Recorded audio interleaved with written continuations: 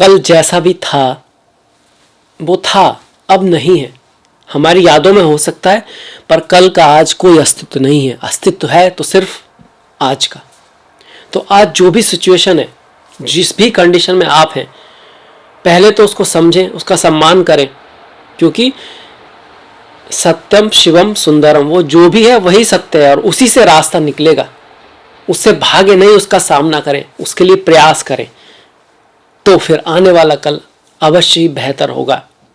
इसी विचार के साथ मैं शुरुआत करता हूं मीन के राशिफल की, कि ये जो खूबसूरत सा महीना अक्टूबर का है वो आपके लिए क्या लेकर आया है। ये बहुत ही विशेष वीडियो होने वाला है मीन वालों के लिए। यहाँ पर हम बात करेंगे कि आपका करियर, आपका शादी विवाह, प्रेम, परिवार, धन, पैसा, शिक्षा, स्वास्थ्य, सभी के बारे में बात करेंगे। सिर्फ बातें करेंगे, उसकी गहराई में जाएंगे, उसके डिटेल जानेंगे, किन बातों का क्या ख्याल रखना चाहिए, इनसे संबंधित क्या इवेंट हो सकते हैं, अगर हो सकते हैं तो किन तारीखों को हो सकते हैं, किन डेट्स को हो सकते हैं, ये भी बातें करेंगे। और जो डेट्स हैं, जो तारीखें हैं, वो ग्रहों नक्षत्रों के आधार पर है। पर सबसे पहले देख लेते हैं कि भाई कौन सा ग्रह कहाँ पर है, गोचर कहाँ कर रहा है, उसके आधार पर ही रिजल्ट आएगा। ये बता देना चाहता हूँ कि ये गोचर का फल है। गोचर का फल हम चंद्रमा से देखते हैं, मतलब राशि से देखते हैं, कुछ लोग लग्न से भी देखते हैं, तो वो भी देख सकते हैं। पर इसके अलावा आपकी खुद का प्रारब्ध होता है, जन्म कुंडली होती है, दशा महादशाएं, अंतरदशाएं होती है, वो डिसाइड करती हैं कि भाई क्या होगा। पर गोचर डिसाइड करता है कि जो दशाएं महादशाएं दिखा रही हैं उनमें से क्या मिल सकता है। मतलब अगर दशा में कुछ नहीं है, दशा ही खराब है, अंतरदशा ही खराब चल रही है, तो ऐसे में कभी कभी अच्छा गोचर भी रिजल्ट नहीं दे पाता। पर हम बढ़ जाते हैं ग्रहों की तरफ। देखिए, आपके द्वितीय भाव में गुरु और राहु साथ में बैठे हैं। इनके बीच की दूरी बढ़ती जा रही है।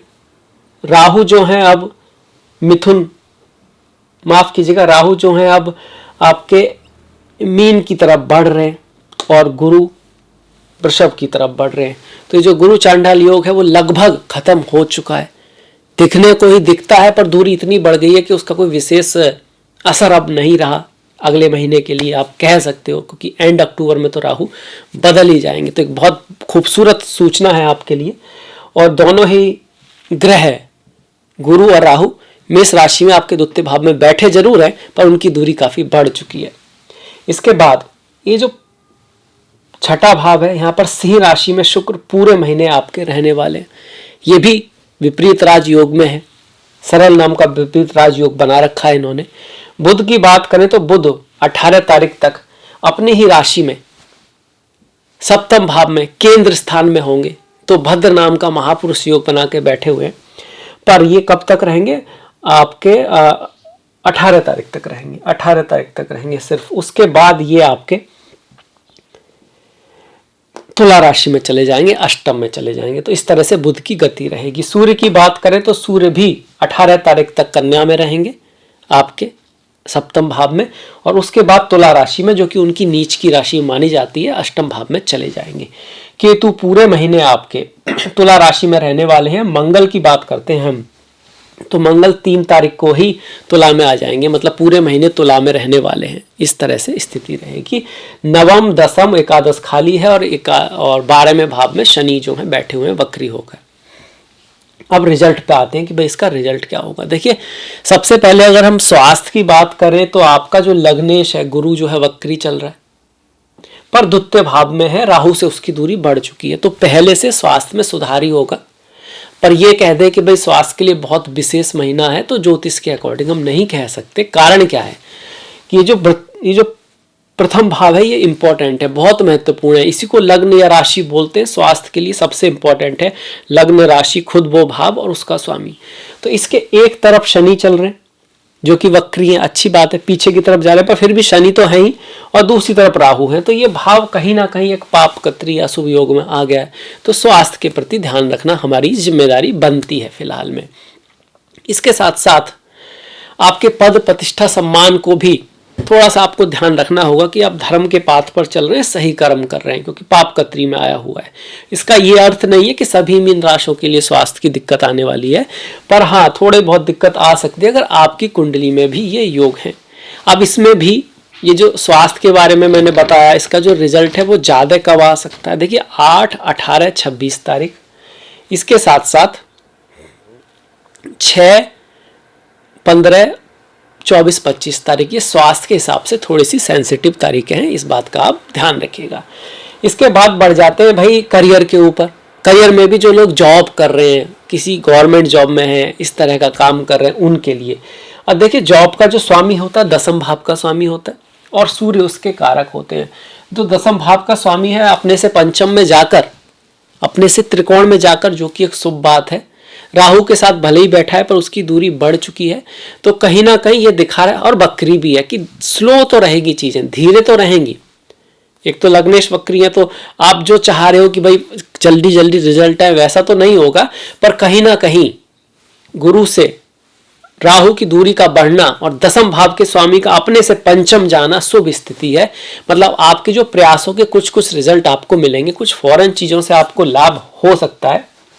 इसके साथ साथ आपको थोड़ा सा धैर्य रखना होगा, जल्दबाजी से बचना होगा, क्योंकि इस चीजों को क्वालिटी के से करना। आपको जल्दीबाजी करेंगे तो चीजें थोड़ी हेवार्ड हो सकती हैं, पर अगर आप ध्यान से आपका जो भी आपका गोल है, इस समय जो भी कर रहे हैं उसको पूरी लगन से और पूरा करने की कोशिश करेंगे तो आपको अच्छे रिजल्ट मिलेंगे। क्योंकि मेष राशि की एक खासियत है कि वहां पर थोड़ी जल्दबाजी है, चीजों को अधेरा छोड़ना, एक साथ 3 चीजें करने की कोशिश करना, तीनों ना हो पाना। बेहतर है 2 करो पर पूरी करो, ध्यान से करो, ये आपको ध्यान में रखना होगा, अच्छे रिजल्ट आएंगे। करियर से संबंधित कुछ जो इवेंट हो सकते हैं जिनकी पॉसिबिलिटी यहाँ पर बनती है, तो वो बनती है 7, 17, 25, 26। इसके साथ साथ 6, 15, 24, 25 ये जो तारीखें हैं, इसमें करियर से संबंधित कुछ अच्छे इवेंट्स हो सकते हैं, कुछ बड़े इवेंट हो सकते हैं। देखिए बड़ा मैंने कहा यहाँ पर अच्छा, और अगर कोई नेगेटिव चीज़ आपकी बाय चांस जन्म कुंडली में कोई योग बना हुआ है ऐसा जो बहुत बढ़िया नहीं है, तब भी इन डेट्स में आपको ध्यान रखना है, थोड़ा सावधानी रखनी है। बड़े इवेंट्स हो सकते हैं करियर से संबंधित। अब इसके बाद जो लोग बिजनेस में है उस पर भी हमको ध्यान देना होगा। बिजनेस या व्यापार, इसको सप्तम भाव से दिखाते हैं। पार्टनरशिप का भी यही भाव है, ये जो भाव सप्तम है। ये जो दसम की मैंने जो करियर की बात करी, याद रखिए ये दसम भाव आपके पद प्रतिष्ठा प्रमोशन के साथ साथ समाज में आपकी उस स्थिति का भी है। आपके कुछ ऐसा होना जिससे आपकी प्रतिष्ठा बढ़े भी इन डेट्स में हो सकता है। शुभ की तरफ अब ज्यादा बढ़ रहा है, क्योंकि गुरु चांडाल योग लगभग वीक हो चुका है, पर फिर भी अपने गुरुओं का सम्मान करें, धर्म का सम्मान करें, बॉस के साथ थोड़ा बना के रखें। गुरु चांडाल में कई बार आपकी जो एबिलिटी है, आप जो प्रयास कर रहे हैं उसको बॉस नहीं देख पा रहा है। अगर आप स्टूडेंट हैं तो टीचर नहीं देख पा रहा है। ऐसा होता है कि आप योग्य होकर भी आपका वो, आपको कह सकते हैं वो फेम नहीं मिल रहा है, वो नाम नहीं मिल रहा है, तो उससे घबराएं नहीं, मेहनत करते रहें, प्रयास करते रहें और अपनी तरफ से अपना जो कह सकते हैं जो कर्म बनता है उसको करते रहें, तो आपको रिजल्ट मिलेगा। अब व्यापार की बात करें तो देखिए 18 तारीख तक तो बड़ा ही शुभ है, क्योंकि सप्तमेश ही सप्तम में बैठा है, भद्र नाम का महापुरुष योग बना हुआ है। अगर किसी जो बच्चे पैदा होंगे उनके चार्ट में ये होगा तो बहुत बड़े व्यापारी हो सकते हैं, उनकी वाणी बहुत अच्छी हो सकती है, उनका व्यापार देश विदेश तक जा सकता है। ये बहुत विशेष योग है कि बुध अपनी ही राशि में केंद्र में बैठे हुए हैं 18 तारीख तक। व्यापार के लिए बहुत बढ़िया, बहुत खूबसूरत योग यहाँ पे बना हुआ है। पर 18 के बाद ये जो बुध हैं फिर आपके अष्टम में चले जाएंगे, और अष्टम में बुध का गोचर अच्छा माना जाता है, बुरा नहीं है, पर यहाँ पर केतु भी है, तो 18 के बाद थोड़ा वाणी का ख्याल रखना है। व्यापार में कुछ उतार चढ़ाव मिल सकते हैं। एक खास बात और भी है कि सूर्य भी रहेंगे यहाँ पर 17 तारीख तक, आपके 18 तारीख तक। तो यहाँ पर जो सूर्य का जो योग बन रहा है, ये बुध आदित्य योग अगर लग्न में बनता है, केंद्रों में बनता है, त्रिकोणों में बनता है, शुभ माना गया है। तो कहीं ना कहीं व्यापार के लिए अच्छा है 18 तारीख तक। पर सूर्य के होने से और 3 तारीख के मंगल से होने से शुरू के 3 दिन और बाद के जो दिन है, थोड़ा गुस्से का ध्यान रखें आप, कुछ हड़बड़ी में काम ना करें, थोड़ा धैर्य से काम लें, अपने सामने वाले को भी समझने की कोशिश करें। याद रखें कि आप जो कह रहे हो वो ठीक है, वो क्या कह रहा है उसका पॉइंट ऑफ व्यू भी आप समझ जाओगे ना, तो उसकी तरह से उसको डील कर पाओगे।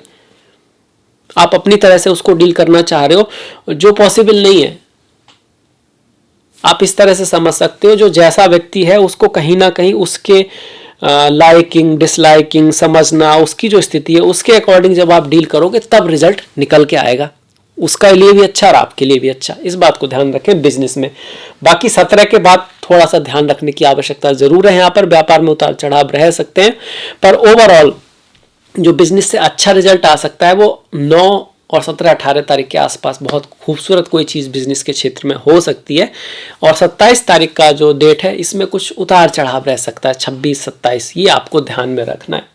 इसके अलावा बुध 3 और 12 तारीखें भी शुभ हैं, और 22 और 30 को भी बहुत ज़्यादा बेस्ट हम नहीं कह सकते व्यापार के नज़रिए से, ये आपको ध्यान रखना है। अब शादी विवाह की बात करें तो देखिए, शादी विवाह के लिए पहले 3 दिन तक मंगल यहाँ रहने वाले हैं, तो लड़ाई झगड़ा थोड़ा सा बढ़ के रह सकता है, थोड़ा सा ईगो वाली बात आ सकती है, पर ये नहीं सभी में रहेगा। पर हाँ, जल्दबाजी में, गुस्से में, ईगो में अगर आप रहते हो थोड़ी दिक्कत आपको रह सकती है।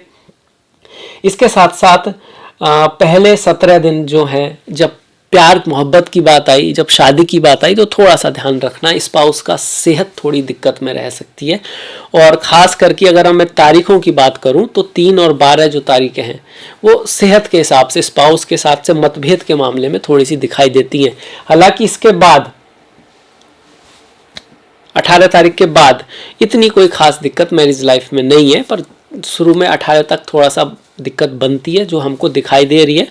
और 5 तारीख का जो दिन है वो भी थोड़ा सा क्रिटिकल है, आपस में कुछ मतभेद हो सकता है पार्टनर के साथ, मैरिज पार्टनरशिप में भी और व्यापार के वहाँ पर भी।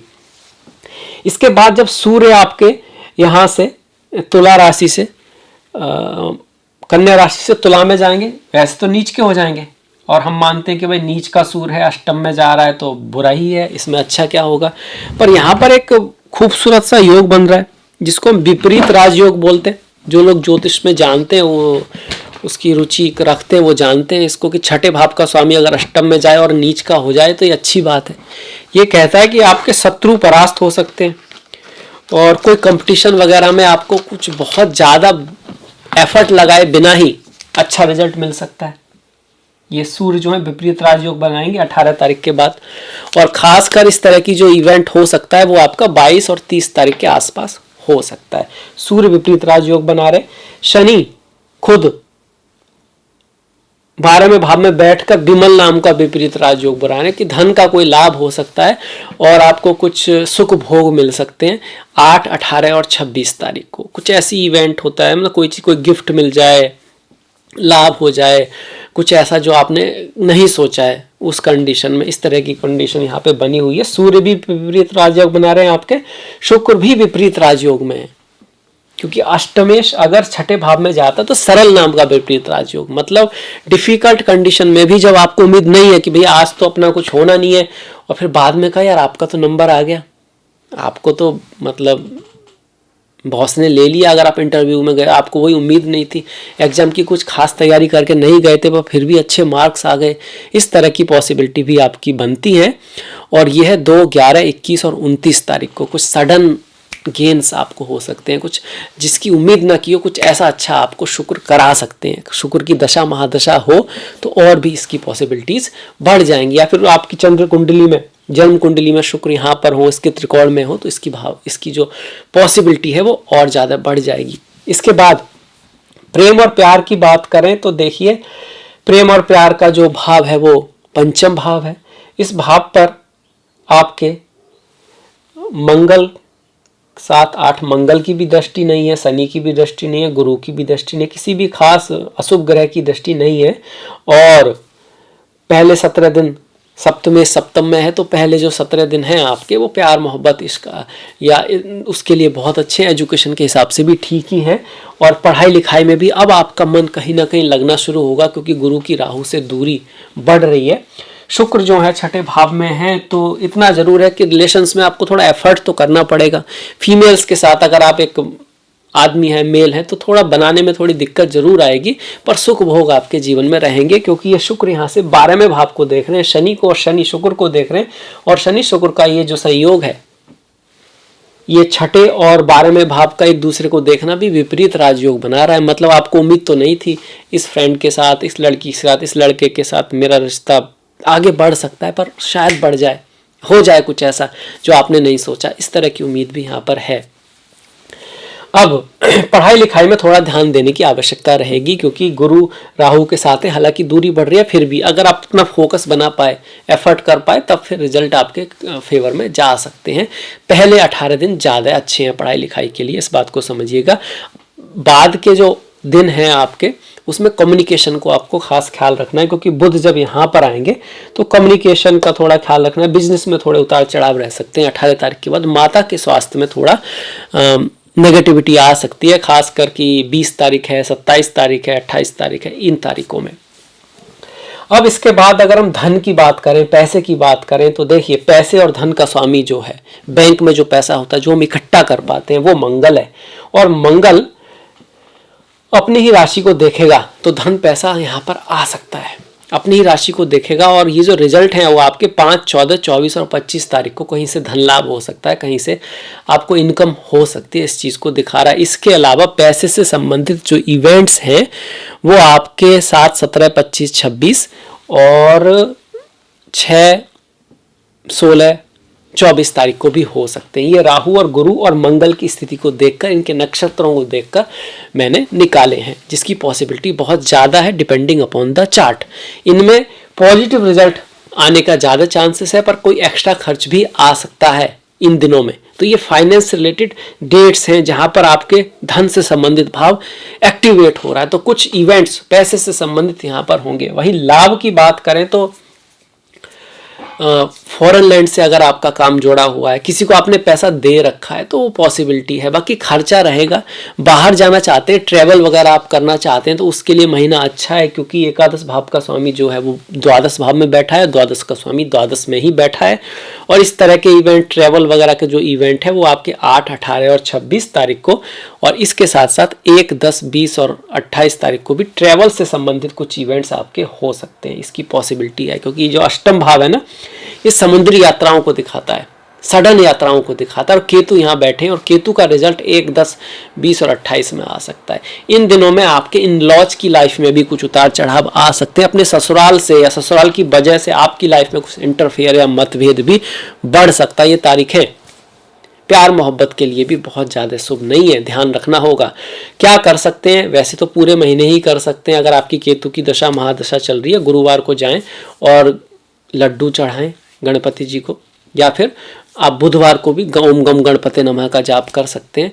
गणेश जी बुद्धिमत्ता के प्रतीक हैं, धैर्य के प्रतीक हैं, सोच समझ के कार्य करने के प्रतीक हैं, जल्दबाजी में न रहने के प्रतीक हैं। तो ये सारी चीज़ें आप लाइफ में फॉलो भी करें तो आपको लाभ रहेगा। धन का भी हो गया, स्वास्थ्य का हो गया, करियर की बात हो गई।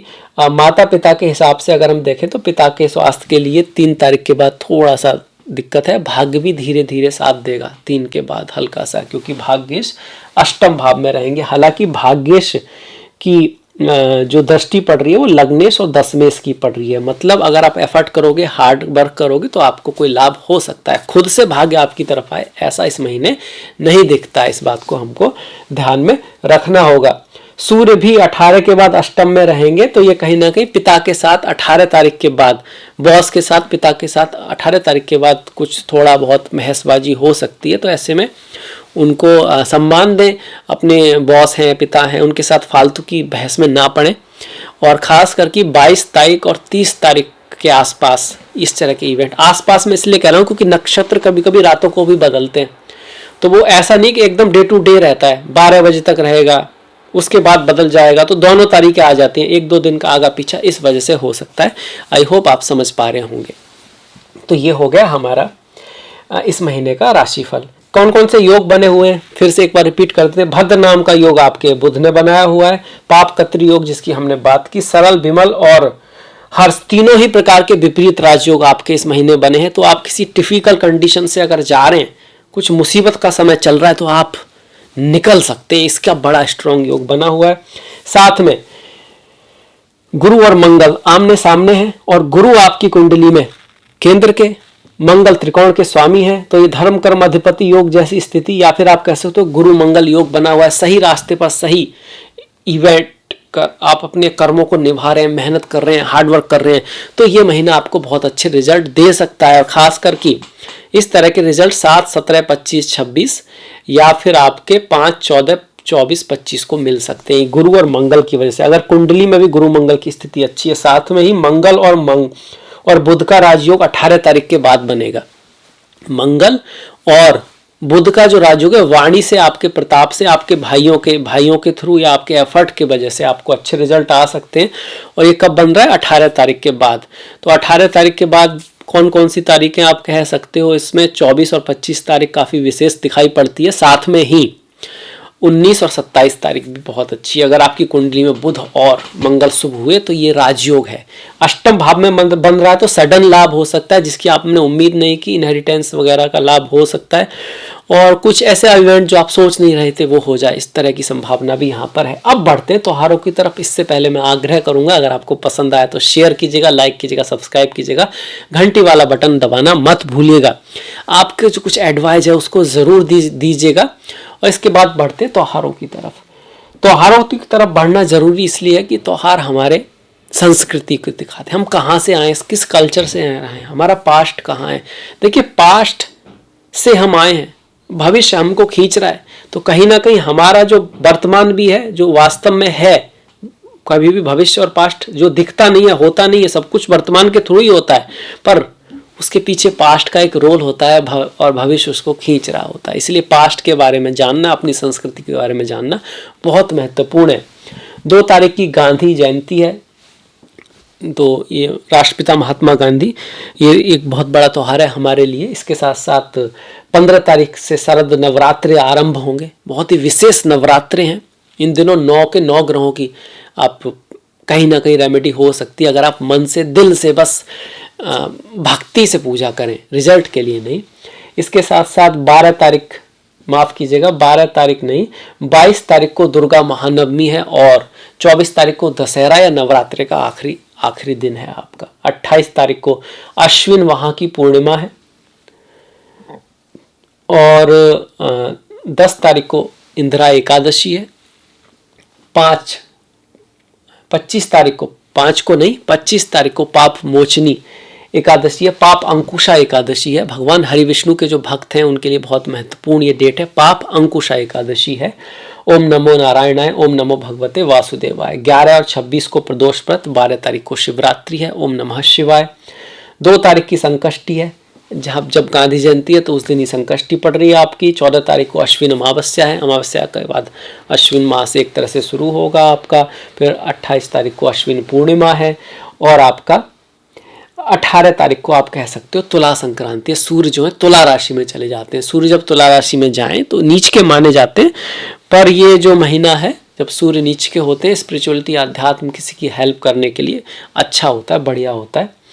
तो ये तरह से हमारे त्यौहार हो गए। अमावस्या का जो दिन है वो भी बहुत महत्वपूर्ण होता है, किसी की हेल्प करना, किसी का दान करना, कुछ बढ़िया करना।